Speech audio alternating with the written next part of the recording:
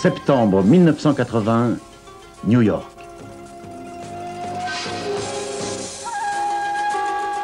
C'est l'heure du spectacle à Flushing Meadow où deux hommes s'affrontent enfin dans la finale des internationaux de tennis des États-Unis, US Open. Venu de Suède, un viking fermement décidé à gagner le tournoi. Il s'appelle Björn Rundborg. À son palmarès, 5 victoires consécutives à Wimbledon. Mais il n'a jamais conquis les États-Unis. Non, ce territoire appartient à un jeune garçon qui vit à quelques kilomètres seulement d'ici. John Patrick McEnroe Jr., le plus jeune tenant du titre américain depuis plusieurs décennies. Ce sont les deux meilleurs joueurs de tennis de leur temps. Deux des plus grandes machines à faire de l'argent que le sport professionnel ait connu. Pour Borg et McEnroe, le tennis, c'est la guerre. La France, passionnée par le conflit, restera éveillée jusqu'au plus fort de la nuit pour suivre le match en direct. John McEnroe est tout simplement en train de porter le tennis à de nouveaux sommets. Pourri de talent, stimulé par la conquête, il va au-delà de ses peurs.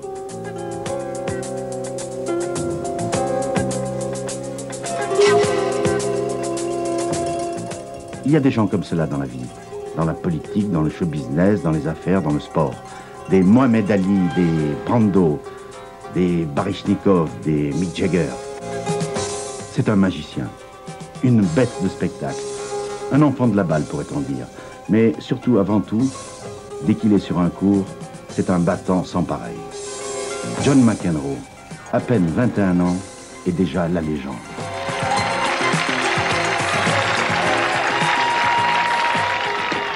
Printemps 1978. L'université de Stanford près de San Francisco. Stacy Margolin, championne universitaire, est venue s'entraîner en compagnie de John. Leur passion l'un pour l'autre est née, dit-on, de leur passion commune, le tennis. Présent également, Barry McKay, promoteur du tournoi de San Francisco, ancien joueur de Coupe Davis. Il vient fréquemment faire un tour sur le campus de Stanford. McEnroe, encore amateur, pourrait être une recrue de choix pour les tournois professionnels. McKay est aussi en bons termes avec Stacy. Depuis combien de temps je le connais? Oh, environ 4 ans. Donc maintenant, vous n'êtes plus seulement des amis de rencontre, enfin, j'imagine. Parlez-moi un peu de vos réactions quand vous suivez ces matchs, par exemple pendant notre tournoi. Est-ce difficile? Est-ce que vous êtes nerveuse? C'est surtout que je n'aime pas qu'il se mette en colère contre lui-même ou contre les juges de ligne et les arbitres, parce qu'il joue tellement mieux quand il garde son sang-froid. J'ai entendu dire que lorsqu'il était petit, dans les minimes ou les cadets, il avait vraiment un caractère de chien. Maintenant, il s'est amélioré.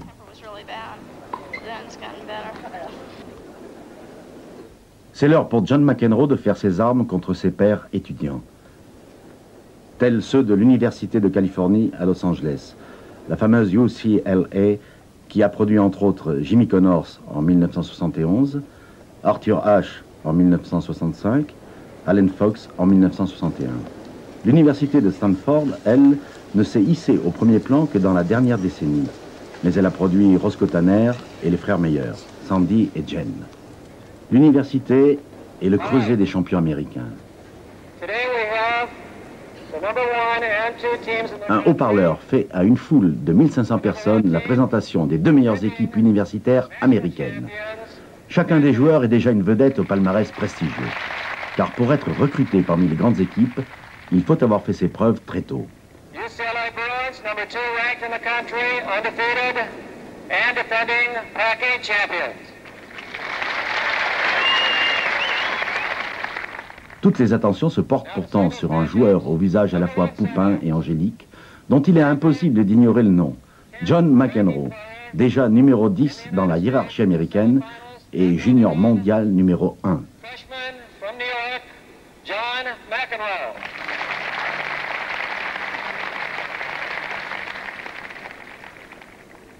Son adversaire, Elliot Telcher, est le junior mondial numéro 3. Ils n'en sont pas à leur première bataille. Ils s'affrontent depuis l'âge de 12 ans. Ils en ont aujourd'hui 18. Accompagné de sa mère Anita, Stacy Margolin est venue en voisine. Son campus USC est à l'autre bout de la ville. Lorsque Stanford se déplace à Los Angeles pour y affronter UCLA, tout ce que la ville compte de connaisseurs est au rendez-vous.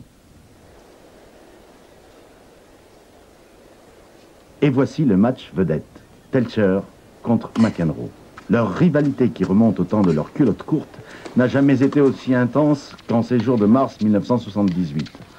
Un simple match universitaire, mais où s'affrontent deux joueurs qui sont déjà de classe mondiale. Telcher gagne le premier set avec autorité, ce qui paraît de bien mauvais augure pour le coach de Stanford, Dick Gould. Qui est le numéro 1? C'est une question perpétuellement débattue en sport.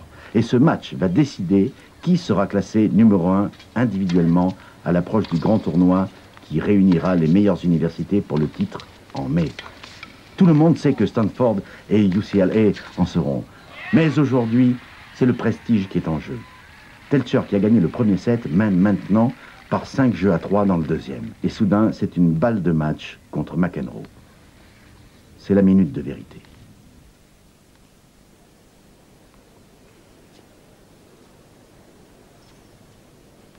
La tension a monté dans les gradins, ainsi qu'autour du court pour les entraîneurs. 1 point sépare Elliott Telcher de la performance. Abattre le super favori.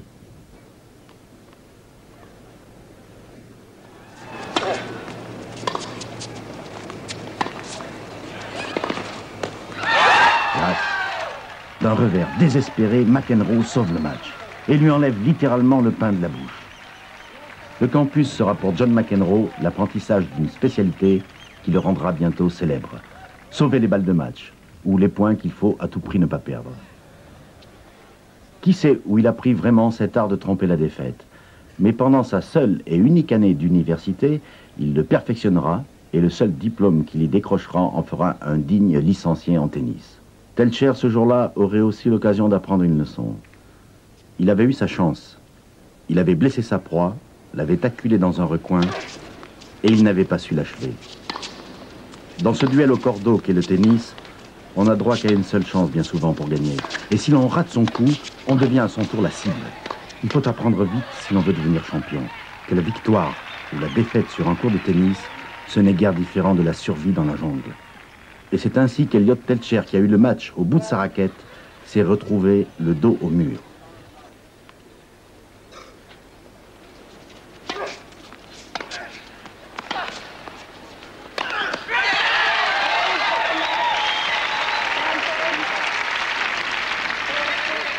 Les matchs de classement seront bientôt terminés. On va maintenant se préparer pour le grand événement de mai qui rassemblera les 16 meilleures universités pour un tournoi unique au monde. Le championnat national universitaire. Mais John McEnroe, quant à lui, mène une double vie. Sur le campus, il est la vedette incontestée, mais sur le circuit professionnel où il fait ses premiers pas, il est junior, le gamin, l'amateur, une sorte de curiosité. C'est presque ainsi que le présente l'annonceur lors d'un tournoi dans la capitale américaine, Washington, le Volvo Classic, où il se retrouve en finale du double après avoir été jusqu'en quart de finale du simple. L'annonceur explique au public que ce jeune inconnu cherchait un partenaire au début du tournoi et que Arthur Ashe, séduit par ce jeune talent, a décidé de faire équipe avec lui. Ils affrontent la redoutable équipe de Bob Lutz et Stan Smith, qui se maintient au sommet de la hiérarchie mondiale du double depuis bientôt 10 ans. Figuring they could at least give a few teams a little competition, and lo and behold, they surprised everybody but themselves in reaching the finals. Ladies and gentlemen, the nation's newest dynamic duo of tennis, Arthur Ashe and John McEnroe.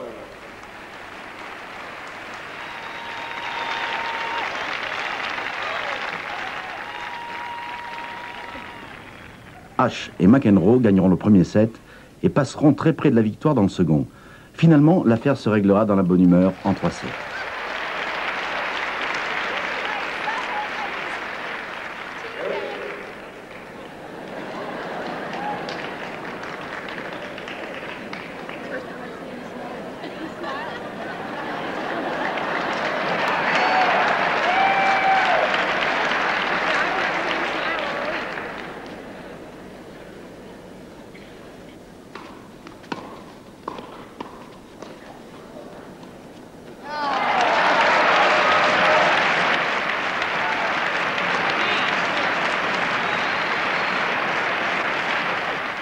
Après le match, Bud Collins, commentateur de tennis, vedette de la télévision américaine, tirera les conclusions en compagnie d'Arthur Ashe. Arthur, une finale intéressante par bien des aspects. Vous avez 34 ans, McEnroe est de 15 ans votre cadet. Vous n'avez jamais joué ensemble avant ce tournoi. Qu'est-ce que vous pensez de ce gamin? Je crois qu'il est sans doute plus doué qu'il ne le pense lui-même. Mais je crois aussi que lorsqu'il quittera Stanford pour passer professionnel, il aura peut-être des surprises. C'est un pas toujours très dur à franchir. En ce qui me concerne, jouer avec lui a été une expérience intéressante. Comme vous dites, on a presque gagné. J'ai cru noter chez vous à plusieurs reprises une certaine crispation quand il s'en est pris au juge de ligne. Il n'y a pas de doute que chaque fois qu'il se met dans tous ses états pour un point perdu, ça se répercute sur les points suivants. C'est ce qui s'est passé plusieurs fois pendant le match.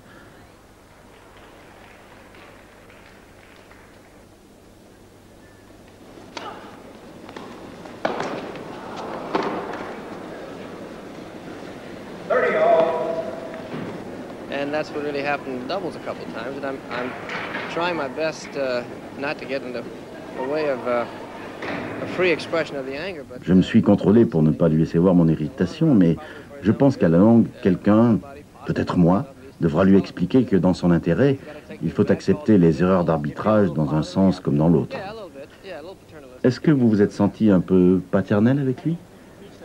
Oui, un peu paternaliste, c'est le mot, oui. J'aurais jamais pensé que tu puisses l'avoir, ce dernier point. Ce lob juste avant, c'était bien joué, très bien contrôlé. Tu peux recommencer si tu veux. Tu la tires au filet avec une amortie et hop, tu lobes. Les temps ont bien changé, Arthur. Quand vous étiez à l'université, il n'était pas question d'abandonner les études.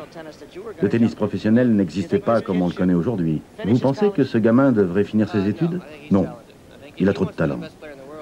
S'il veut être le meilleur joueur du monde, il faut qu'il quitte maintenant. Je crois que c'est ce qu'il a en tête. J'espère que tu pourras jouer à San Francisco. J'y serai, je peux vous le garantir. Ce qui serait encore mieux, c'est que tu joues le double avec Arthur. Qu'est-ce que tu en penses? Je pense qu'Arthur est déçu. Mais non, au contraire, c'est un excellent début. Laissez-moi vous parler de Barry un moment.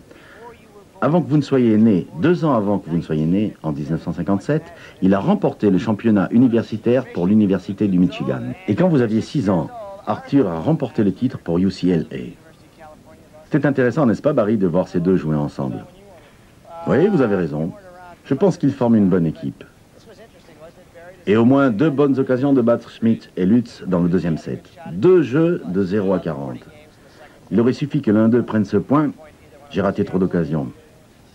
Je ne peux pas vraiment lui souhaiter de gagner le championnat universitaire parce qu'il n'a pas été à UCLA. Parce qu'il est à Stanford. Je n'aime pas les gars de Stanford. Vous avez la rancune tenace. Absolument. Quelle équipe. McKay, McEnroe, Ashe, 2 anciens champions et un jeune qui va peut-être suivre leurs traces. Qui sait? Qui sait? Athènes, au cœur de la Géorgie, est une ville universitaire classique. C'est là que se tiennent chaque année, en mai, pendant 8 jours, les championnats de tennis universitaires américains. Une élite de 96 joueurs représentant 16 universités, sélectionnés parmi les milliers de champions en herbe qui pratiquent le tennis universitaire, s'y rend pour décider qui va être leur champion. Peu connu hors des États-Unis, c'est pourtant le plus important des tournois amateurs encore existants. Il remonte à 1883, lorsque le jeu de tennis était l'apanage de la jeunesse aisée des universités de la côte Est. Yale, Harvard, Princeton. La ruée vers l'ouest devait balayer cette tradition. La Californie, voire le Texas, sont aujourd'hui les bastions du tennis américain. En cette année 1978, Stanford, tenant du titre, est le favori. Quant aux joueurs eux-mêmes, il est un nom qui est sur toutes les lèvres. Tête de série numéro 1, déjà sur la sellette pour ses exploits précoces chez les professionnels, John McEnroe. Ah, on se le montre du doigt. C'est le loup blanc, la bête à abattre. Pensez donc, il fut l'été dernier le plus jeune demi-finaliste de l'histoire de Wimbledon. Une raison de plus d'avoir son scalp. À Athènes, tout le monde est à la même enseigne. Wimbledon, c'est bien loin d'ici, Johnny McEnroe. C'est quelque part en Angleterre où l'herbe est si verte. Ici, sur le ciment brûlant de Géorgie, dans une atmosphère humide et étouffante, c'est une toute autre histoire. En quart de finale contre Eric Iskerski de l'université de Trinity à San Antonio, Texas, c'est une âpre bataille qui se prolonge en 3 sets.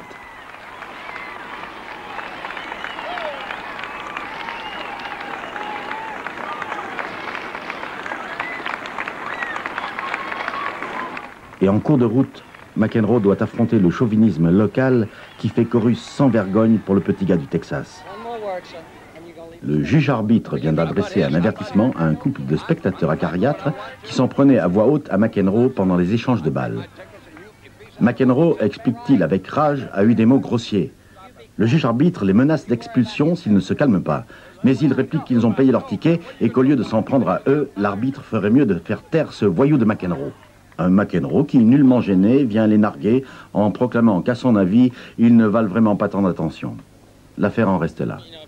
Et McEnroe, redoublant de concentration, enlève à l'arraché une étape de plus vers la finale.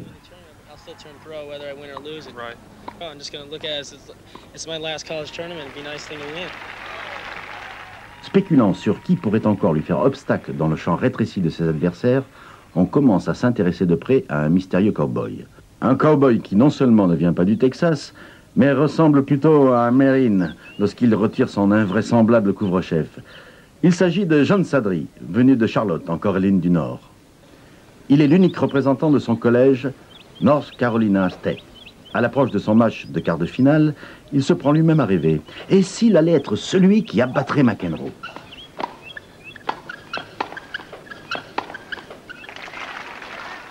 Pour en arriver là, il lui faut d'abord franchir un obstacle de taille. Il affronte l'autre favori, la tête de série numéro 2, Elliott Telcher, qui lui ne rêve que de revanche.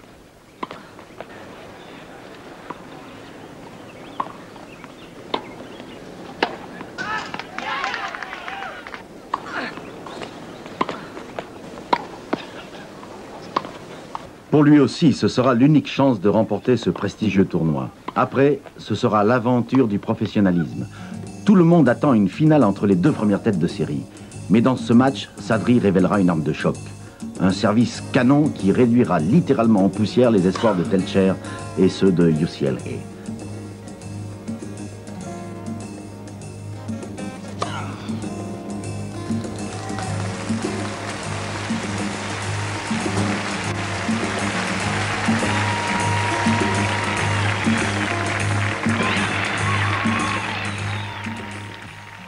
La vie universitaire s'achèvera là pour Elliott Telcher. Comme tant d'autres, il avait rêvé d'entrer chez les pros par la grande porte. Quant à Sadri, on commence à se dire que si ses raquettes étaient des pistolets, la peau de McEnroe ne vaudrait pas cher. Un frisson se répand autour des cours. Pour les pronostiqueurs avisés, il n'y a plus de doute. Athènes va avoir son duel au soleil. Mais quittons un moment l'odeur de la poudre et le bruit des balles pour nous pencher sur une conversation que tiennent sur les choses du tournoi Allen Fox, ancien vainqueur du tournoi lorsqu'il était numéro 1 à UCLA, et maintenant devenu entraîneur de l'université Pepperdine à Malibu, en Californie. Et Dan McGill, doyen des entraîneurs et de l'université de Géorgie, ainsi que le directeur du tournoi. Pour lui, l'année 1978 ferait date dans les annales de la compétition. Jusqu'alors, et on ne s'en était rendu compte que plus tard, 1972 avait fourni le meilleur cru avec Roscoe Tanner, Eddie Dibb, Sandy Meyer, Raúl Ramirez, les frères Gullikson et enfin Dick Stockton qui avait battu Brian Gottfried en finale. Une belle brochette d'étudiants en vérité. Mais cette année, c'était encore meilleur avec John McEnroe menant la troupe. McEnroe, justement, parlons-en, suggère Allen Fox, car il semble perturber le bon ordre des choses.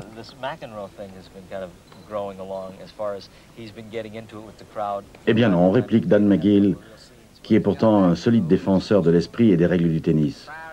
John, selon lui, est avant tout un incompris au tempérament de feu. Un super athlète doué d'un esprit de compétition féroce. Et il aime ça, lui, Dan McGill. Ce que l'on accepte sans autre forme de procès pour la boxe, le hockey sur glace, le football ou bien le basketball, dit-il, se manifeste simplement de façon plus subtile pour le tennis. Le sport est devenu trop compétitif aujourd'hui pour qu'on ne doive se résoudre à faire des concessions quant à son étiquette. Avec le recul du temps, les problèmes d'humeur de McEnroe apparaîtront vite comme dérisoires. Théorie qui sied sans doute à l'époque, mais que les juristes continueront de déplorer. Ah, quel dommage que l'on ne puisse pratiquer la guerre psychologique et les bonnes manières tout à la fois sur un court de tennis. John McEnroe, quant à lui, a fait son choix depuis longtemps. Crowds that come out there to see baseball and basketball and boxing and football, they like to get involved, and they are getting involved in the tennis, and and there's nothing we can do about it.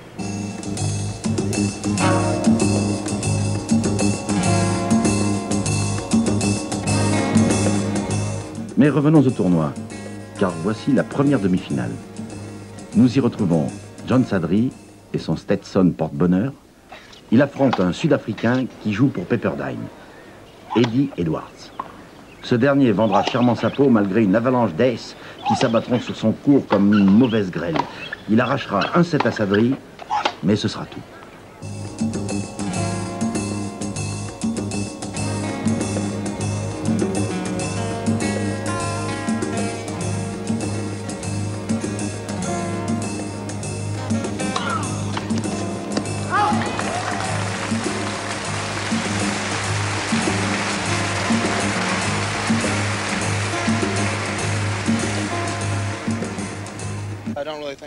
Je ne sais pas si je les intimide, déclare Sadri après le match, mais je sais que je joue bien.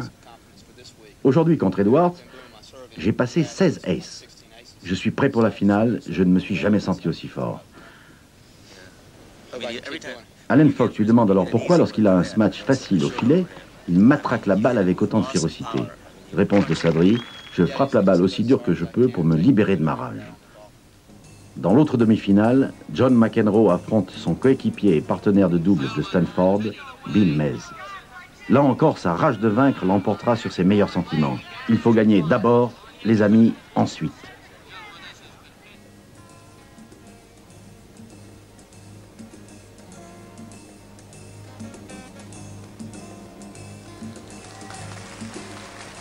Voilà, les jeux sont faits pour la finale. Les rancœurs s'effaceront vite et de ces combats pêle-mêle, il restera surtout pour tous ces champions en herbe une forte nostalgie de ce qui fut peut-être la dernière étape de leur jeunesse.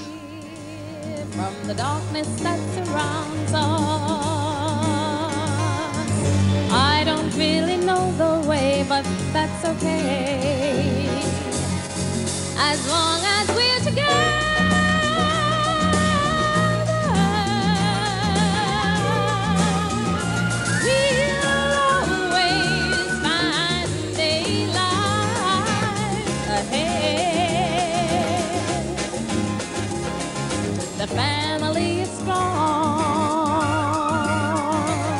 We've learned to help each other. I am not afraid to try most anything, as long as we're together.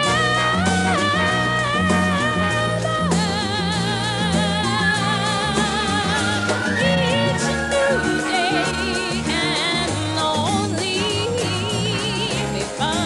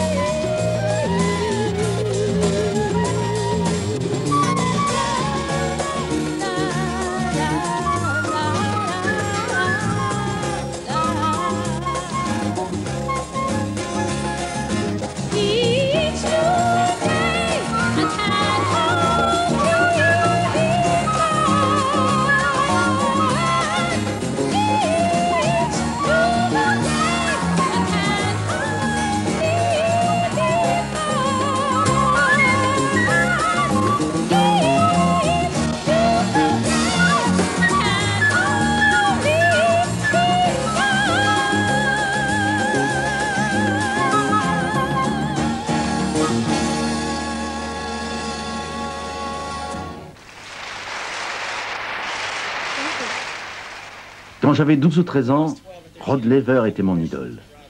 Et maintenant, à votre tour, comment vous y prenez-vous pour battre vos adversaires, ceux de votre âge, tous d'excellents joueurs? À vrai dire, je ne me pose jamais la question. Je pense qu'il est difficile de trouver un trou dans mon jeu ou une faiblesse. Je compte améliorer mon service ou ma volée, mais je suis à l'aise au fond du court. En fait, ça pourrait se résumer à bien jouer les points importants. Je leur laisse le soin de prendre des risques sur ces points-là. S'ils ne les gagnent pas, alors ils perdent le match. Tant de mois de préparation, de tournois, de matchs universitaires, d'entraînement, et le grand moment est finalement arrivé.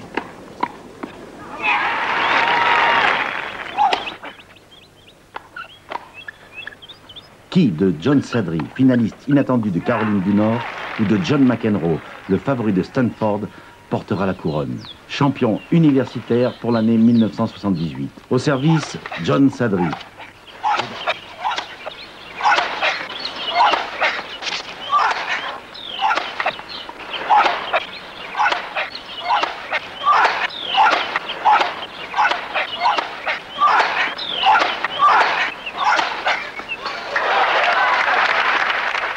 L'ace, le coup le plus dramatique, le plus destructif du tennis. 24 fois au cours du match, Sadri va ainsi foudroyer McEnroe. 24 points, ça représente un set. 24 points perdus, sans même toucher la balle. Quel handicap à remonter. McEnroe ne réussira pas à gagner la bataille contre le formidable service de John Sadri. Mais ça et là, il va voler un point clé. Dans les tie-breaks qui vont émailler le match, il va réussir à s'emparer d'un point de service de Sadri. Un tout petit point, ça et là.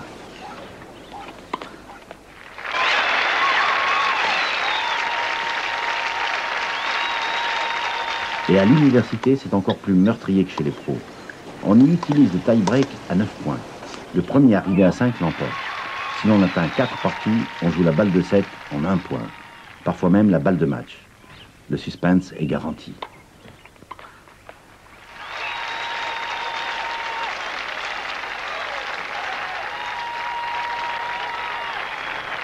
Ah, qu'ils étaient loin les souvenirs de Wimbledon dans l'enfer de Géorgie. Ça avait été une merveilleuse aventure sur une autre planète. Ici, pourtant, c'est beaucoup plus important.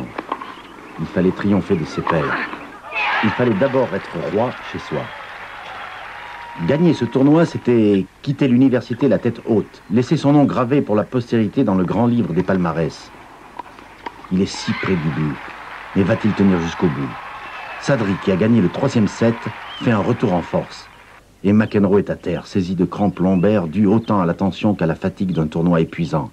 Entre les simples et les doubles, il en est à son 17e match en 8 jours. A-t-il trop puisé dans ses ressources? La chaleur est torride, 35 degrés à l'ombre. L'humidité étouffante. C'est le test. Sadri, l'inconnu, joue comme un champion, le champion qu'il veut devenir. Pour McEnroe, il ne s'agit plus seulement de recourir à toutes les ficelles de son talent, il faut tout simplement survivre. À la moindre défaillance, au moindre accroc, l'acier peut maintenant craquer d'un coup sec. Il faut tenir. Tenir jusqu'au dernier point. Dans un 3e tie-break au 4e set. Il joue maintenant depuis 4h15. Balle de match.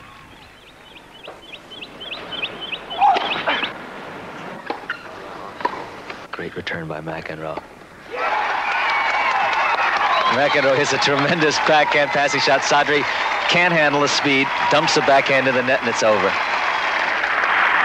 Fantastic drama. McEnroe is absolutely ecstatic. Jumping off the ground, flings his rack into the net, rushes to the net, falls into Dick Gould's arms. What a tremendous effort.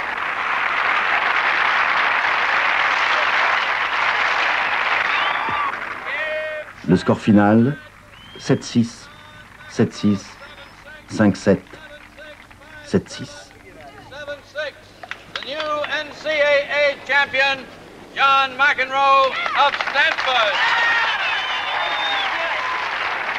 John. Thank you, four boys. Thank you, players, for an exceedingly well-played match. The winner of the greatest amateur tennis tournament in the world, as he was last summer, the youngest player ever to reach the semifinals at Wimbledon, is the NCAA's youngest singles champion. Dan Magill, en présentant le nouveau champion, souligne que, de même qu'il fut l'année précédente le plus jeune demi-finaliste de l'histoire de Wimbledon, il est maintenant à 19 ans le plus jeune champion universitaire américain. Une belle cérémonie d'adieu à l'université pour John McEnroe, roi d'un jour, qui demain va abdiquer sa couronne d'adolescent pour aller vivre sa vie avec les adultes. Et là, il devra repartir à zéro. Une transition périlleuse, une sorte de no man's land, où la liste est longue de ceux qui se sont éteints après avoir brillé au firmament universitaire. L'adolescence est un labyrinthe dont il faut savoir sortir. La médaille d'or du tennis universitaire sera remise à John McEnroe par Dean Rusk, ancien secrétaire d'État de John Kennedy, retiré depuis longtemps de la politique pour enseigner à l'université de Géorgie.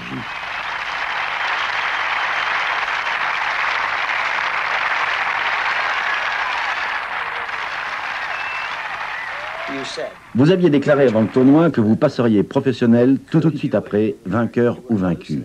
Dans vos rêves les plus fous, aviez-vous imaginé ce qui vous est arrivé depuis? J'avais bon espoir. 4 mois plus tard, et déjà McEnroe remporte son premier grand tournoi professionnel, le Transamerica à San Francisco. Il battit Panatta, Eddie Dibbs, alors numéro 5 mondial, et Dick Stockton pour le titre.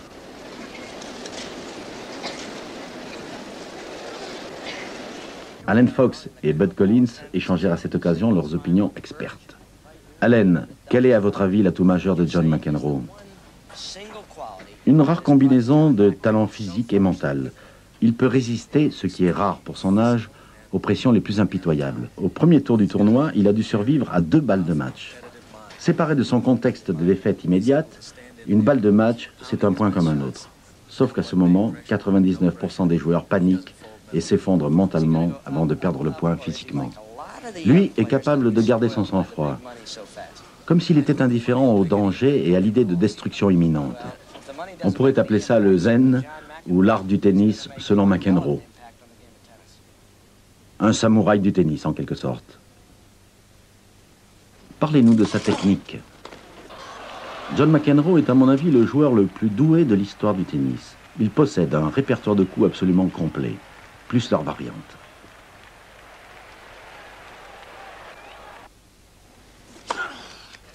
Son service est vicieux, son jeu de jambes combine vitesse et équilibre. McEnroe est-il un athlète au sens classique du terme? C'est un super athlète, qui en fait trompe son monde avec ses allures de chérubin joufflu et ses humeurs capricieuses. En plus d'une mobilité parfaite, il a un toucher de balle d'une rare finesse, un poignet à la fois dur et flexible. Il peut amortir les coups les plus rapides d'une simple pichenette, comme s'il avait des amortisseurs dans les bras. Et pour couronner le tout, son arme de choc, le service, qu'il peut déguiser à volonté. Il choisit la trajectoire de la balle au dernier moment d'un violent coup de poignet. En 3 enjambées, il est au filet et apparemment sans le moindre effort, il amortit la balle à contre-pied du renvoyeur.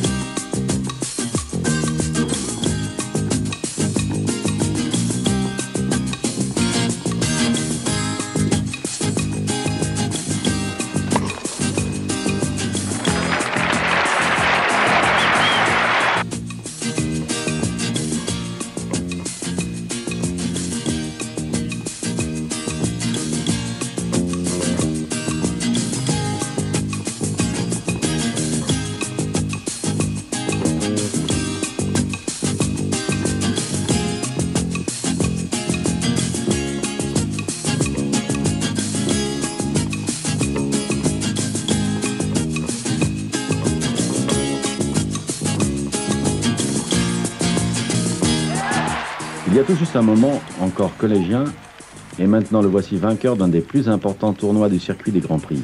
C'est un homme en route vers des millions de dollars, dit-on.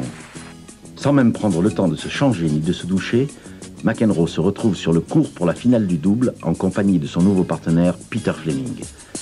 Ils affrontent Stan Smith et Bob Lutz, qui semblent être de toutes les finales de double. Ce sera la relève de la garde. Après ce match, les anciens ne seront plus jamais numéro 1.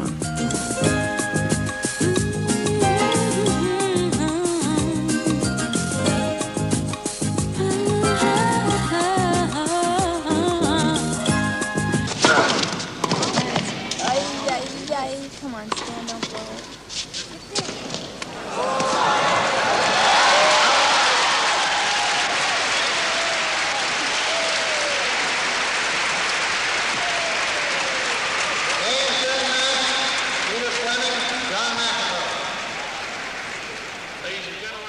Ce sera une soirée mémorable pour John McEnroe. D'un seul coup, d'un beau doublé, il établit une réputation de joueur complet. Dans une époque où la spécialisation a même gagné le tennis, il sera champion à la fois en simple et en double.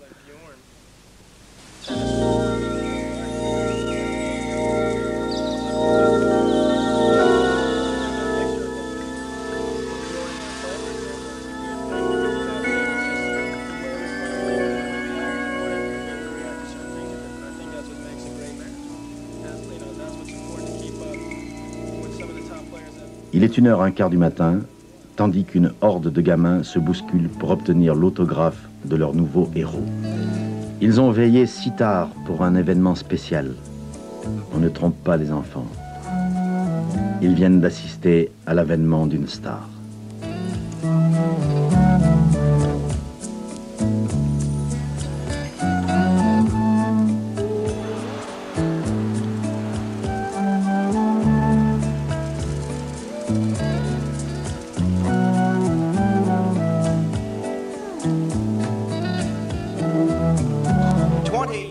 Une année a passé.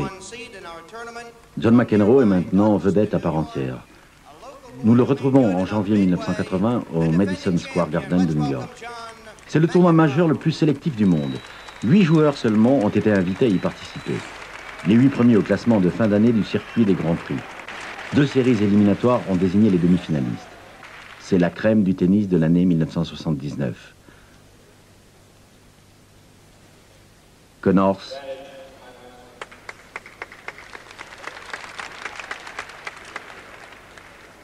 McEnroe, Borg et Gerulaitis. 4 survivants sur une centaine de joueurs qui, tout au long d'une série de plus de 90 tournois, ont parcouru les 4 coins du globe pendant 12 mois. Le tennis est peut-être le sport le plus complexe en ce qui concerne l'organisation des épreuves. Chaque semaine, de par le monde, plusieurs tournois offrent de petites fortunes à ces globetrotters en culotte courte. Pour avoir terminé premier au classement d'ensemble des Grands Prix, John McEnroe a déjà empoché une prime de 300 000 $. Le vainqueur du Masters, qui dure en tout 5 jours, recevra un prix de 100 000 $. Alors messieurs, à vos raquettes. Dans la première demi-finale, Vitas Gerulaitis affronte Jimmy Connors. Lors de leur premier match, on ne se rappelle plus très bien quand, Gerulaitis fut le vainqueur. Depuis, Connors a remporté contre lui 16 matchs consécutifs. Ce soir pourtant, Vitas, le New-Yorkais, trouvera l'état de grâce devant son public et brisera cette longue série noire. Puis l'on passera au match que tout le monde attendait. Par le caprice du résultat de la phase éliminatoire, les 2 premières têtes de série s'affrontent en demi-finale. Dans leur duel personnel pour l'année 1979, ils sont à égalité de victoires, 3 chacun. Comme désormais, à chacune de leurs rencontres, l'enjeu du match dépasse l'enjeu du tournoi.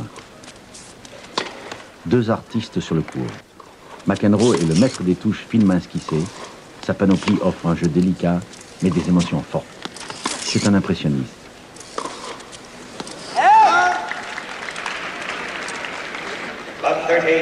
Borg est un sculpteur armé d'un marteau. Il taille dans le granit avec une force et une patience inépuisables. Je pense qu'il est important pour le tennis d'avoir des personnalités qui s'opposent. Par exemple, si tout le monde était comme Bjorn, le tennis serait peut-être bien monotone. Et si tout le monde était comme moi, sans doute bien des gens fuiraient-ils le tennis. Mais il est important d'avoir ce mélange. Quand je joue Bjorn, ce qui est intéressant pour les spectateurs, c'est que nos styles de jeu soient si différents, ainsi que la manière dont nous réagissons à ce qui se passe sur le court. C'est le contraste qui fait les grands matchs. Et c'est surtout important pour continuer d'attirer des spectateurs au tennis. C'est dans ce tournoi l'an dernier que McEnroe commença à se faire une réputation de champion. Dans une finale à suspense, il battit Arthur Ashe après avoir sauvé 2 balles de match. Et le voilà maintenant en passe de gagner le premier set devant Borg. Le Suédois est aux abois et ne peut qu'esquisser une défense désespérée. Ah!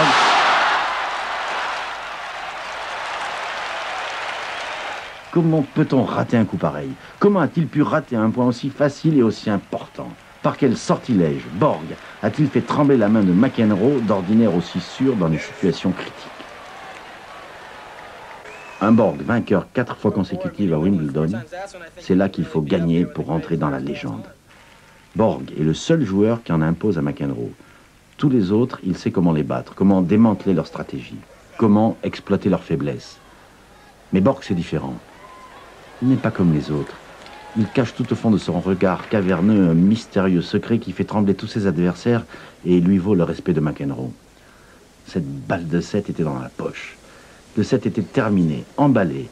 Borg n'avait pas 2 chances sur 100 de s'en sortir. Et pourtant, le 7 continue. McEnroe devra faire montre de tout son talent, de son tennis des grands jours, pour se retrouver 3 jeux plus tard avec une autre balle de 7. Dans un tie-break, justement. Il gagne enfin ce premier set.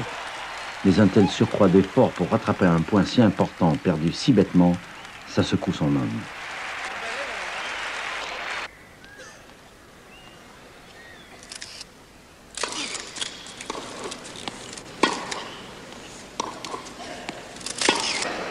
Le talent de John McEnroe peut aussi se résumer d'une autre façon, que les experts comptables et les agents du fisc apprécieront plus particulièrement. En 1978, pour ses 6 premiers mois de professionnalisme, il a gagné au cours d'une douzaine de tournois 445 000 $. En 1979, il a dépassé le $1 million en prix. Borg aussi d'ailleurs. À la fin de 1979, le total de ses gains pour 18 mois de professionnalisme s'élevait à $1,5 million, toujours dans les contrats publicitaires et les exhibitions. C'est à quelques sous près ce que gagna en 18 ans de carrière une des figures de légende du tennis, Ken Rosewall. Inflation galopante, direz-vous? Sans doute. Mais c'est aussi un McEnroe au triple galop.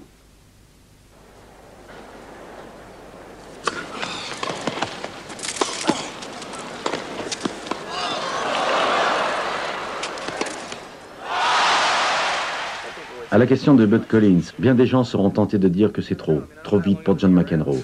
La réponse est définitivement celle d'un jeune homme pressé. Qui sait combien de temps ça va durer? Avant 10 ans, on m'aura déjà peut-être oublié.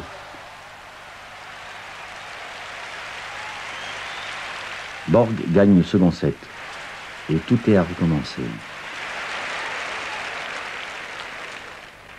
Quelle année étonnante 1979 fut pour John McEnroe. D'accord, Borg numéro 1 en simple selon l'ordinateur. Mais si l'on considère la totalité de leurs matchs joués durant ces 12 mois, alors McEnroe fut le joueur de l'année. Il disputa 2 fois plus de matchs que n'importe qui d'autre.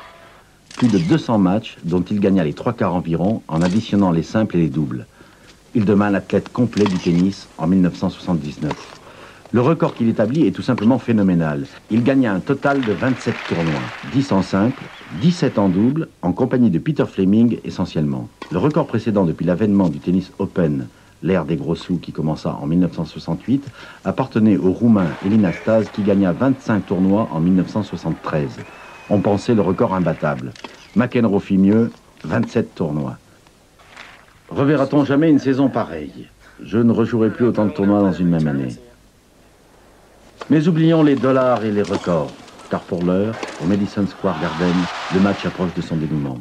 Après la perte du premier set, Borg a durci son jeu. Dans le 3e et dernier set, tous les deux vont gagner leur service à tour de rôle dans une escalade de tension et de coups pleins de défis. Jusqu'à 5 jeux à 6 en faveur de McEnroe, 30 partout sur le service de Borg.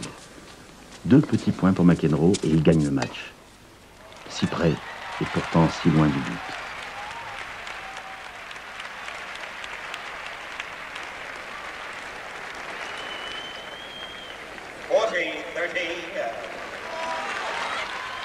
C'est un combat au finish qui pour eux deviendra désormais une tradition.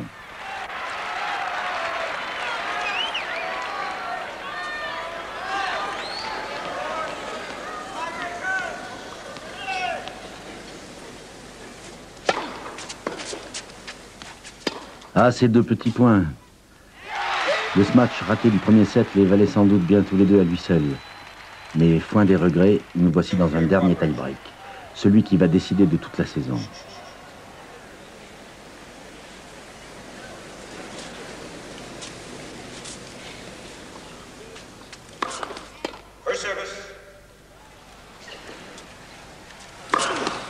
Ace sur un second service. On serait tenté d'esquisser un sourire. Borg, le pauvre, doit être bien découragé. En fait, il est furieux. C'est l'effet que produit John McEnroe sur son orgueil. Plus le ton du défi monte, plus la riposte est violente.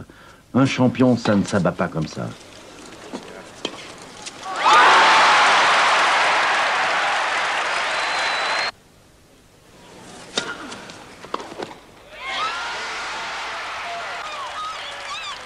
Cette victoire, Borg va la savourer pour bien des raisons.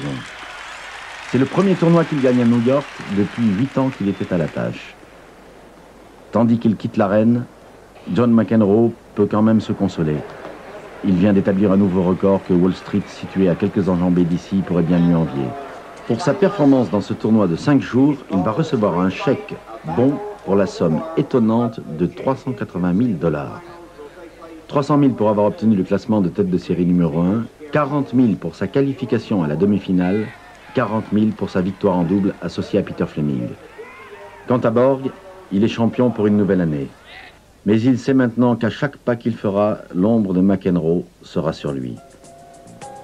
Jimmy Connors, qui fut le joueur américain des années 70, va désormais trouver lui aussi, où qu'il se trouve, John McEnroe en travers de son chemin. Numéro 1, incontesté aux États-Unis de 1973 à 1979, il a gagné l'US Open 3 fois. Mais en 1979, sur ce court, à Flushing Meadow, McEnroe l'éliminera en demi-finale et lui ravit son titre. Plus vous frappez fort, plus il renvoie fort. Il ne faut donc pas jouer à son rythme. Il faut lui donner des balles molles. C'est ce que je compte faire. Uniquement des coups brossés qui rebondissent peu et suivre au filet pour lui bloquer les angles de jeu.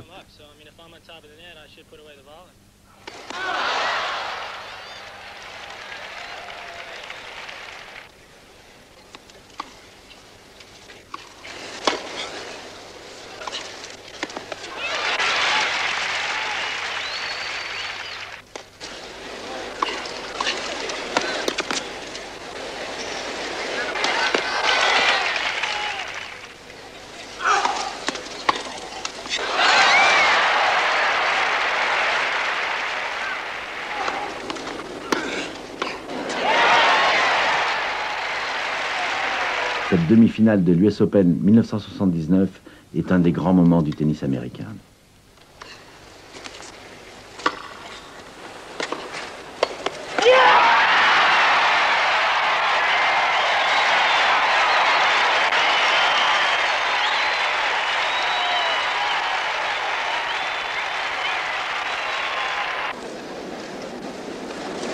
Il se retrouve à nouveau lors de la demi-finale en 1980. Connors, en grand retour de forme, mène par 2-7 à 1, tandis que le crépuscule s'abat sur Flushing Meadow et que McEnroe perd le contrôle de lui-même et du match. Pourrais-je savoir quand vous allez commencer à juger les points correctement? Monsieur McEnroe, jouez, s'il vous plaît. Qu'est-ce que vous voulez, monsieur je ne sais pas qui? Monsieur l'incompétent?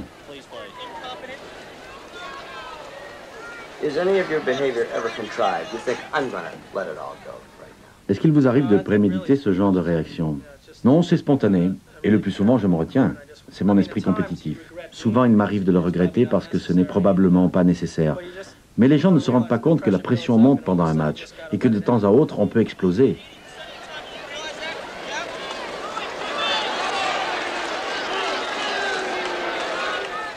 Vous ne pensez pas que ce soit à votre désavantage de vous plaindre comme ça pendant les matchs, que ça vous fait perdre des points et surtout votre concentration? Je ne sais pas vraiment, ça dépend, à quel degré. Parfois ça m'aide, ça me sert de stimulant. J'essaie de me contrôler autant que je peux et quand j'éclate, j'espère en tirer avantage d'une façon ou d'une autre. Parfois ça marche, parfois ça ne marche pas. En fait, quand je discute une décision de l'arbitre, je pense que j'ai raison. Je ne fais pas ça par vice. J'ai l'œil sur la balle en permanence et ma vue est excellente. Je les vois bien, ces lignes. C'est dur à faire comprendre. Et les gens ne comprennent pas.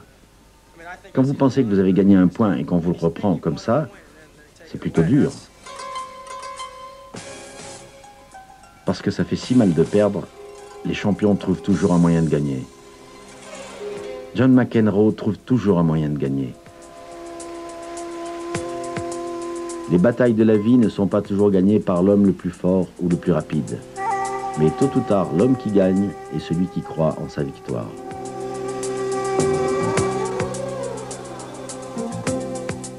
John McEnroe a une confiance illimitée dans son étoile.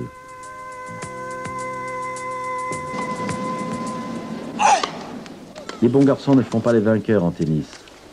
Il faut tuer ou mourir. La gloire et les millions de dollars sont à ce prix. Personne n'enterre les vaincus. Simplement, on les oublie. Et c'est cela la grande peur.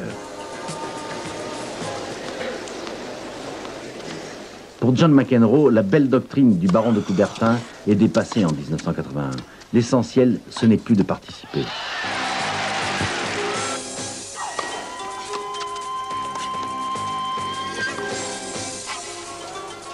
Est-il un reflet de notre époque?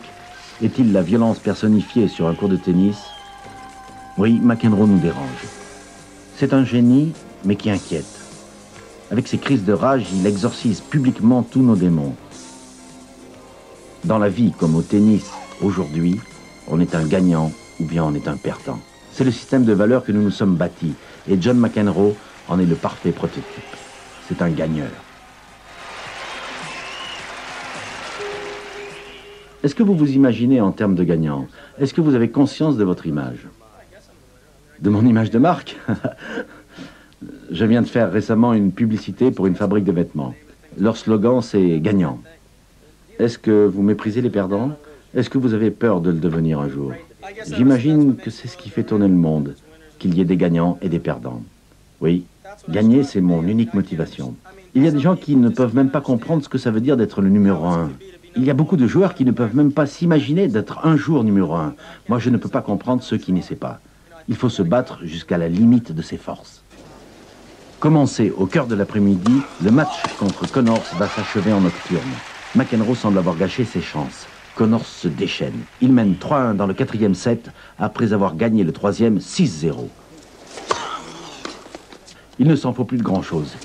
Mais dans un sursaut de volonté, McEnroe rétablit les choses et on joue un 5e set. À 5-3, McEnroe a une chance de l'emporter. Mais Connors fait un retour spectaculaire et pour la première fois dans l'histoire du tournoi, un tie-break décidera de l'issue d'une demi-finale. Rarement un match de tennis aura connu une telle intensité en Amérique. Pour un soir, on se serait cru au football et non pas au tennis.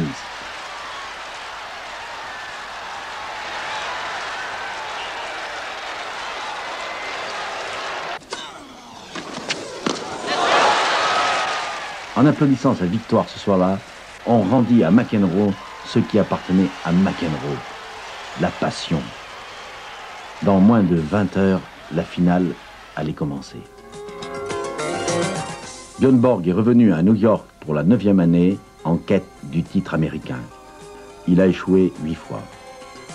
Il perdit la finale de 1976 contre Connors quand le tournoi se jouait sur terre battue à Forest Hills. Mais encore plus amères peut-être furent ses défaites de 1978 et 1979. Ces 2 années-là, comme aujourd'hui, il était en route pour le Grand Chelem. Cet exploit rarissime en tennis qui consiste à gagner les internationaux de France, Wimbledon, l'US Open et le championnat d'Australie dans une même année. Exploit accompli seulement par 2 joueurs, l'Américain Don Budge en 1938 et l'Australien Rod Laver en 1962 et en 1969. 1978, Connors ce jour-là joua le meilleur match de sa carrière et ses espoirs de Grand Chelem s'envolèrent en fumée. En 1979, en quart de finale, il rencontra Roscoe Tanner dans une revanche de leur finale de Wimbledon. Tanner ce soir-là jouait le meilleur match de sa carrière. Tel un possédé, il asséna à Borg une brutale défaite en 4-7. La violence de ses coups fut telle qu'il réussit même, lors d'un service, à abattre le filet.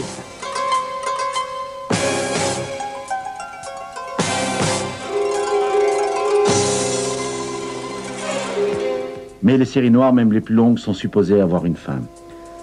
1980 doit être l'année Borg. Le mois dernier à Wimbledon, n'a-t-il pas fait montre de sa supériorité en battant McEnroe dans une finale mémorable? Certes, ici, le New-Yorkais défend son titre, mais rares sont ceux qui donnent dessous de ses chances. À Melbourne, en Australie, on prie pour la victoire de Borg.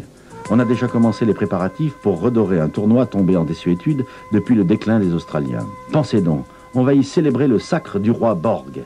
Mais d'abord, il lui faut battre McEnroe ici, chez lui. Le Grand Chelem de Borg, c'était bien le dernier des soucis de McEnroe. D'habitude, lent à démarrer dans ses matchs importants, Borg attaque d'emblée et sert 2 fois pour le premier set, à 5-4 et 6-5. McEnroe efface ses 2 balles de set et l'emporte dans un premier tie-break. Borg accuse le coup.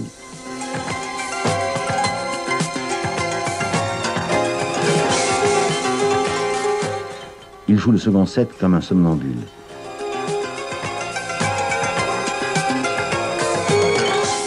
Et voilà McEnroe qui mène par 2-7 à 0. Mais McEnroe connaît son Borg. Il sait que sous cet océan de calme gronde la tempête. Et elle arrive. Dans le 3e set, Borg est intraitable. Dans le 4e, il ne commet pratiquement aucune erreur. N'avait-il pas en quart de finale rattrapé un déficit de 2-7 à 1 contre Tanner et en demi-finale remonté un handicap de 2-7 à 0 contre le Sud-Africain Johan Kriek. Depuis l'avènement du tennis à la télévision, les matchs en 5-7 étaient uniquement joués dans les tournois du Grand Chelem, ce qui contribuait à leur prestige et à la mystique de Borg. Un 5e set contre Borg était devenu territoire interdit. Il n'en avait pas perdu un depuis 5 ans. Certes, McEnroe pouvait le pousser dans ses derniers retranchements comme à Wimbledon. Il avait assez de talent pour cela. Mais le moment final appartenait toujours à Borg. Un spectacle fascinant. Borg avait amené sa victime là où il la voulait, dans le fatal 5e set.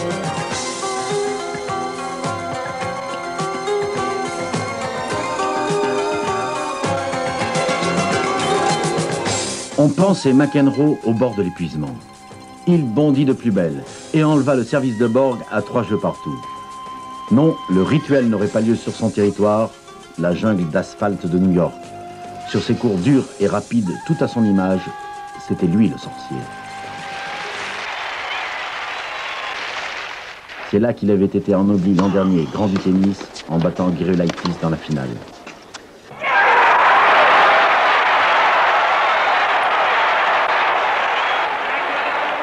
Un souvenir précieux. Son talisman à lui. Source de lumière et de volonté retrempée. Il y arma son bras pour le dernier assaut, et la muraille de l'invincible Borg s'effondre.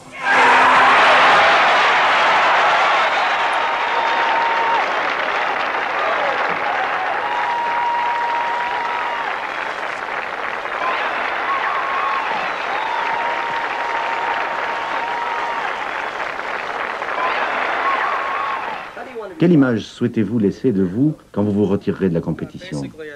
Celle d'un joueur de tennis qui rechercha la perfection et ne la trouva pas. Je ne voudrais surtout pas finir comme Nastase. Personne ne va se souvenir de lui comme d'un grand joueur. On se rappellera surtout de ses mauvais côtés. Craignez-vous qu'on ne se souvienne aussi des vôtres? C'est toujours une possibilité. Je pense qu'on se souviendra de Connors le champion, pas de l'autre Connors. Mais pas Nasty, parce qu'il est allé trop loin. Je ne veux pas lui ressembler. Je ne pense pas que je me conduise comme lui sur un court. J'espère que le public finira par me comprendre, comme il l'a fait pour Connors, qui avait si mauvaise réputation quand il était jeune. Maintenant, c'est le contraire, il est devenu populaire. J'espère que pour moi, ce sera la même chose. John, quelqu'un un jour vous demanda « Que voudriez-vous vraiment être ?» Tout à fait exact. Et vous auriez répondu « Une vedette de rock ». Est-ce exact? Sait-on jamais? Je vous le souhaite de tout cœur. Ça me poserait des problèmes, j'imagine. Dans un sens, ne pensez-vous pas que vous êtes un peu comme une vedette de rock? Vous avez un peu cette image, vous parcourez le monde comme une célébrité, on vient assister au spectacle McEnroe. Dans un sens, peut-être. J'imagine que je ne corresponds plus à l'image du joueur de tennis classique d'il y a 10 ans, qui se contentait de jouer au tennis. Je crois qu'on peut dire en effet que je suis devenu une personnalité. John McEnroe était devenu un article à succès pour couverture de magazine, un symbole, un playboy, un mythe dont les aventures étaient suivies avec curiosité. Il avait ses détracteurs, il soulevait des polémiques, mais on s'accordait plutôt à le trouver attirant. On voulait en savoir davantage sur ce champion tyrannique. On ne pouvait nier sa réussite spectaculaire. Il était devenu un champion universel, un milliardaire, une célébrité. Tout cela est peut-être même plus. Mais au-delà des flonflons et de la kermesse, il y avait un aspect de la personnalité de John McEnroe qui avait, sans qu'on sache trop bien pourquoi, échappé à l'attention générale. C'est son importance à ses yeux qui nous fit nous y pencher plus avant. La Coupe Davis. C'est peut-être l'épisode de son éducation de champion qui nous révélera le mieux sa véritable personnalité. Reportons-nous une dernière fois au mois de décembre 1978, à Rancho Mirage, aux environs de Palm Springs, dans le désert californien, où les États-Unis et la Grande-Bretagne s'affrontent pour la finale de la Coupe Davis. Depuis 1972, les Américains y ont connu les défaites les plus humiliantes. C'est leur plus longue période sans victoire depuis qu'ils créèrent le fameux trophée au début du siècle. John McEnroe, qui joua un tout petit rôle dans les quarts de finale contre le Chili, remportant le double avec Gottfried, se trouve soudain catapulté au premier rang. Il représentera les États-Unis en simple, a décidé le capitaine Tony Trabert. C'est la première fois qu'une telle responsabilité échoua à un teenager depuis 1939. Son prédécesseur alors s'appelait Jack Kramer.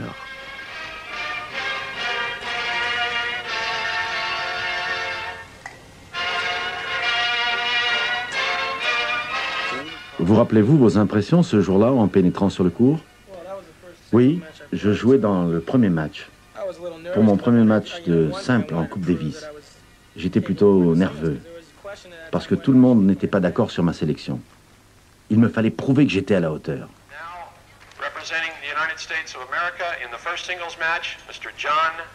Le premier adversaire de McEnroe sera John Lloyd, le beau garçon du tennis anglais dont on vient d'annoncer le mariage prochain avec la princesse du tennis américain, Chris Evert. Dès le début du match, McEnroe rassure son monde. Il sera bien à la hauteur des événements.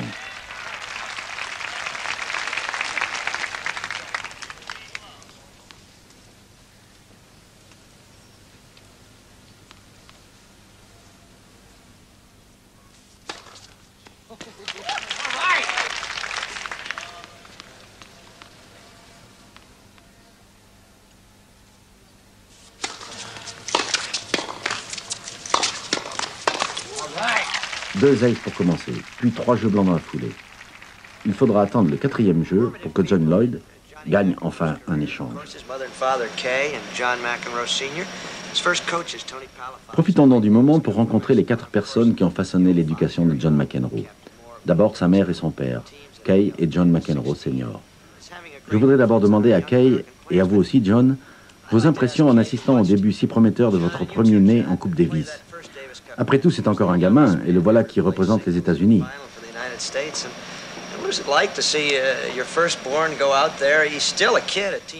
Très émouvant, je crois que j'ai pleuré. De vraies larmes? Oh, absolument. C'est un moment merveilleux pour nous. Johnny dans l'équipe de Coupe Davis, c'était mon ambition secrète. Et jouant la finale, c'est vraiment merveilleux.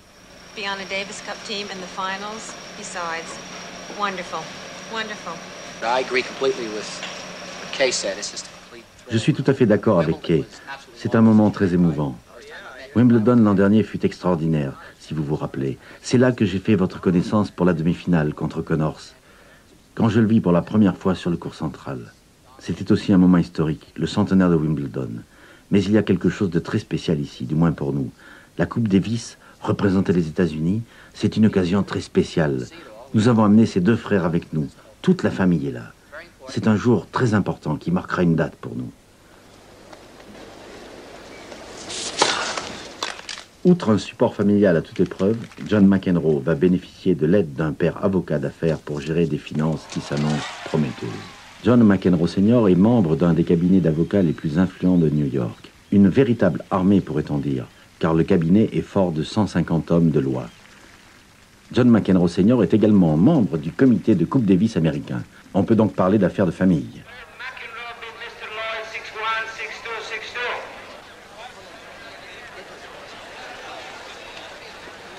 Congratulations. Good. Nice going. Yeah, no problem. Honey, this is Agos who delivered. Was there to deliver you you. were born at that moment in the room. Wiesbaden. Yes, indeed. In Germany. Nice going. Oh boy, I hope the other one goes as well. I hope it's 3-0. Yes, That's right. That's right. What we're hoping. Enjoy the rest of the day. Well, that's right. Sunday. Well, what will I do? Like, will I move them to 2 out of 3? If I gotta watch. Make an appearance, right? Stacy. Une famille à qui se joint Stacy Margolin, côté court et côté cœur.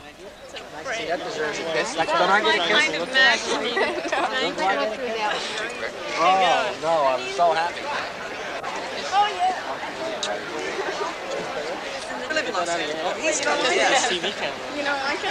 That's what Cicely Tyson had on. She had 4,000 of them.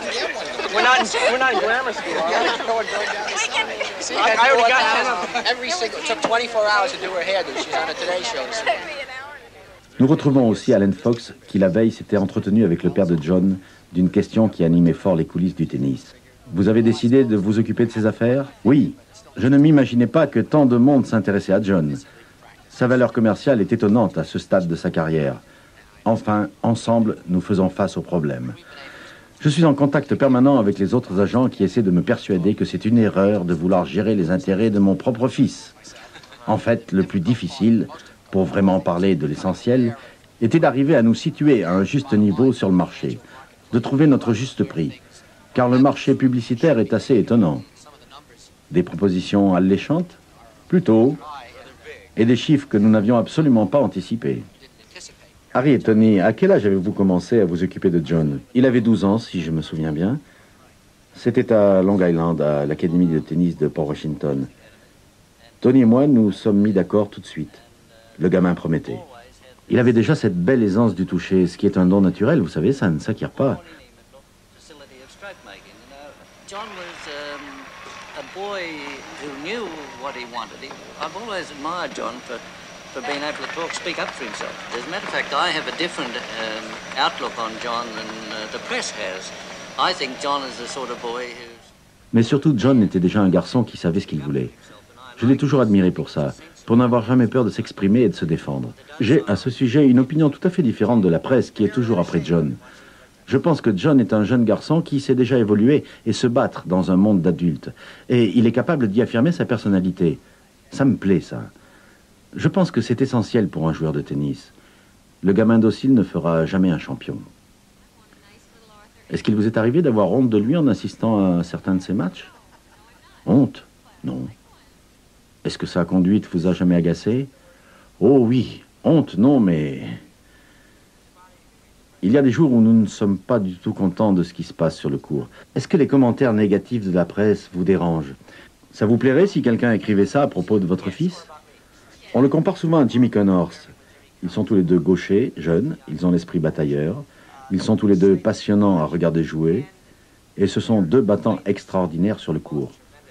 Ce sont des qualités que l'on trouve surtout chez des athlètes d'origine sociale modeste, ce qui est le cas de Connors. Je ne suis pas d'accord avec ce que vous entendez par esprit batailleur. J'ai eu suffisamment l'occasion d'étudier John pour vous dire que vous êtes à côté du sujet. Il faut que vous compreniez une chose pour commencer. C'est que les gamins élevés à New York sont différents en tout point des autres gamins du reste de l'Amérique. Ils apprennent très tôt à se battre pour leurs intérêts. C'est une partie instinctive de l'éducation à New York. Vous pouvez d'ailleurs y ajouter le New Jersey. C'est quelque chose qui m'a frappé depuis que je vis en Amérique. Tous les gamins qu'on m'envoie de New York ou de New Jersey ont la même attitude. Une sorte d'instinct de survie pour se protéger dans la grande ville? Peut-être. Je n'ai jamais vécu à New York et je ne pense pas que John ait jamais eu à se soucier de sa survie. Justement, c'est là que je voulais en venir. Jimmy est un battant qui vient d'un quartier pauvre d'une ville dure. Mais ce n'est pas le cas de John. Vous êtes des gens aisés et pourtant, il a développé cette personnalité combative. D'où pensez-vous que ça lui vienne? Il a toujours été comme ça. Depuis qu'il était tout petit. Il voulait toujours être le premier.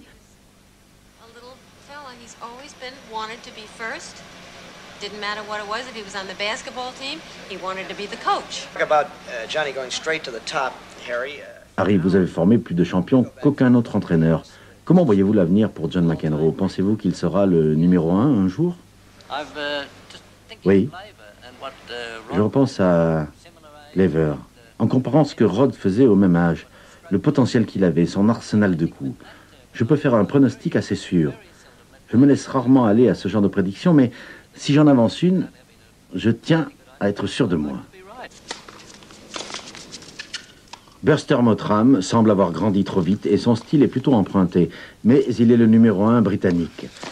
Le premier jour, à la surprise générale, il a battu Gottfried. Il porte maintenant tous les espoirs anglais. Mais il va être dépassé par les événements.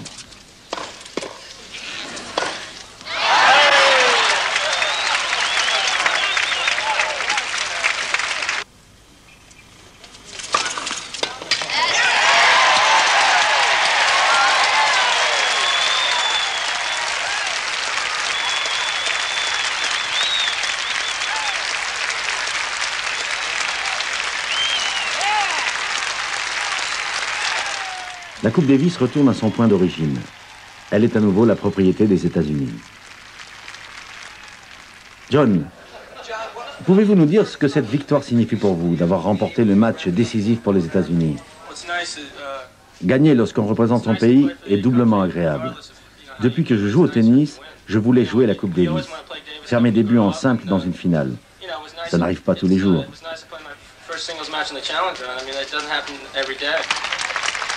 Dans les années suivantes, John McEnroe parcourra le monde pour défendre son nouveau trophée. Retrouvons-le en mars 1980.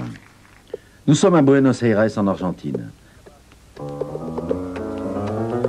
La venue des États-Unis au Tennis Club de Buenos Aires, étant un événement national, on fait donner la fanfare. Comme on est loin de ce premier match de Coupe Davis disputé à Boston en 1900 entre gentlemen au sang bleu d'Amérique et d'Angleterre. La Coupe Davis était alors une affaire très aristocratique. Aujourd'hui, c'est à la Coupe Davis mode Argentine que nous sommes conviés.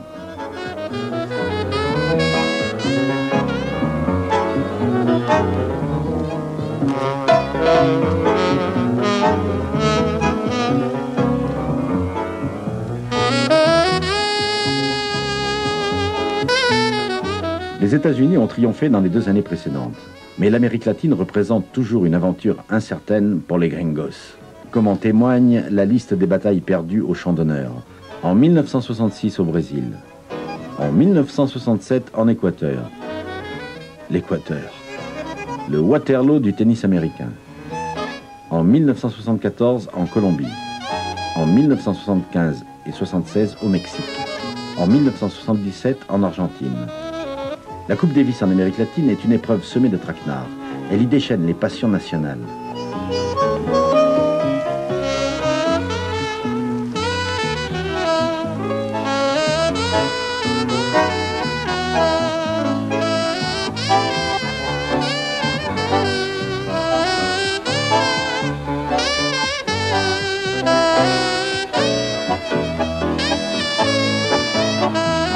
En 3 ans de Coupe Davis, McEnroe n'a jamais connu de défaite.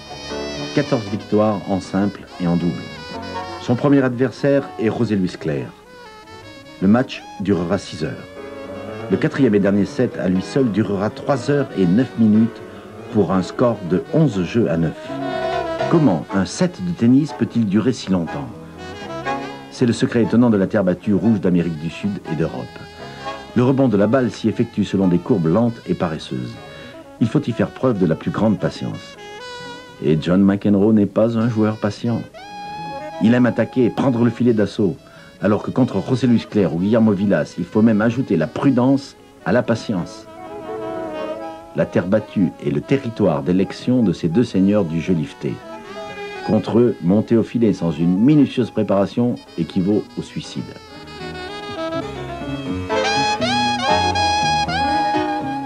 Alors il faut rester au fond du court, croisant le fer avec patience, guettant l'opportunité. La concentration vacille, elle s'érode. La foule ajoute à la tension. On la sent prête à rugir à la moindre défaillance de l'étranger, prête à acclamer ses héros au moindre point gagné. Le tennis à Buenos Aires n'est pas une partie de plaisir pour les envahisseurs. John McEnroe n'avait jamais perdu un match de Coupe Davis. Il allait perdre ce jour-là. Ça aurait pu arriver à n'importe qui.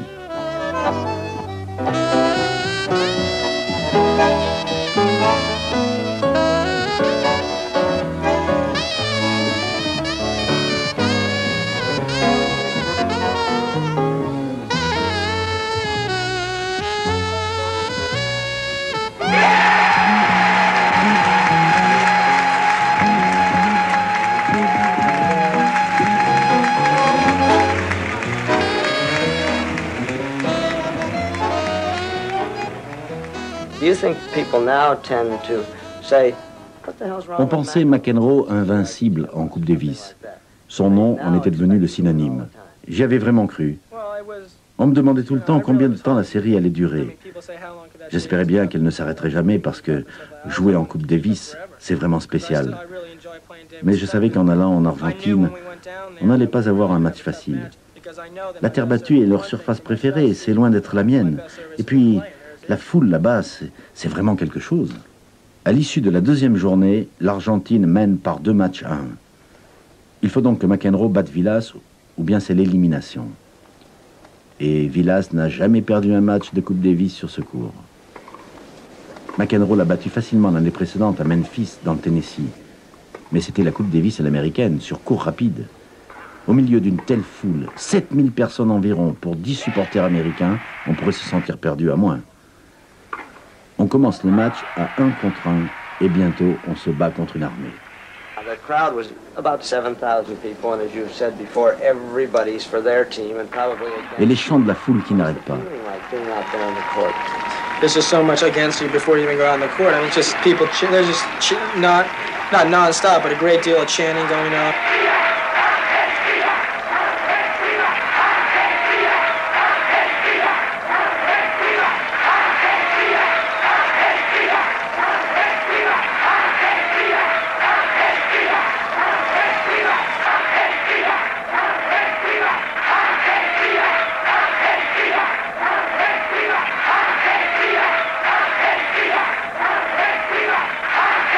I was disappointed for a lot of things in Argentina, but I mean, I felt like I gave it what I had, and I just couldn't handle it, I guess, this specific time. But maybe, you know, a couple of years, if I have to go there. I mean, I'm not looking forward to going there again, but if I ever. J'ai été déçu en Argentine pour bien des raisons, mais je me suis battu jusqu'au bout.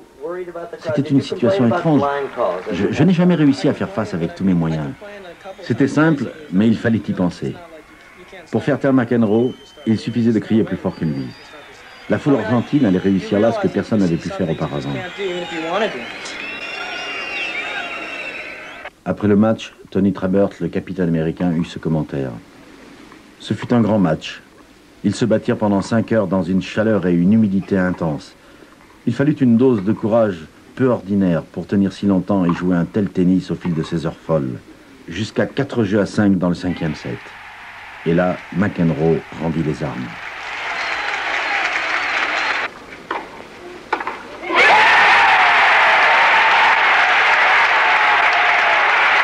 The way I look at it, it was a big thing for tennis in Argentina. I mean, the people really, you know, they really gave me a hard time and stuff. But I think, you know, I didn't even get to shake Vilas's hand.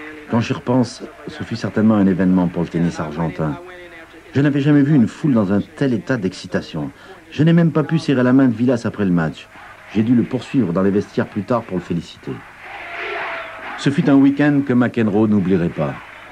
Plus de 15 heures sur le court en 3 jours. Perdant les simples, gagnant le double, sans cesse sur le métier, remettant son ouvrage.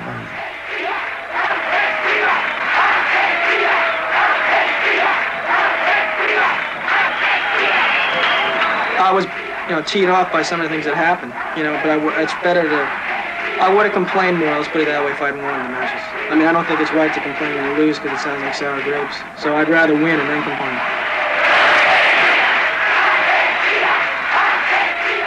La Coupe Davis est une chose très spéciale et j'ai l'intention d'en jouer les matchs tant qu'on me le demandera. Mais je peux vous dire que perdre des matchs pareils vous fait apprécier un peu plus ceux qu'on a gagnés. C'est toujours dans la défaite qu'on fait l'apprentissage de la maturité. Et quel meilleur théâtre pour un ultime test de caractère. Wimbledon, juillet 1980. John McEnroe est maintenant familier avec le court central et la foule qui l'encercle.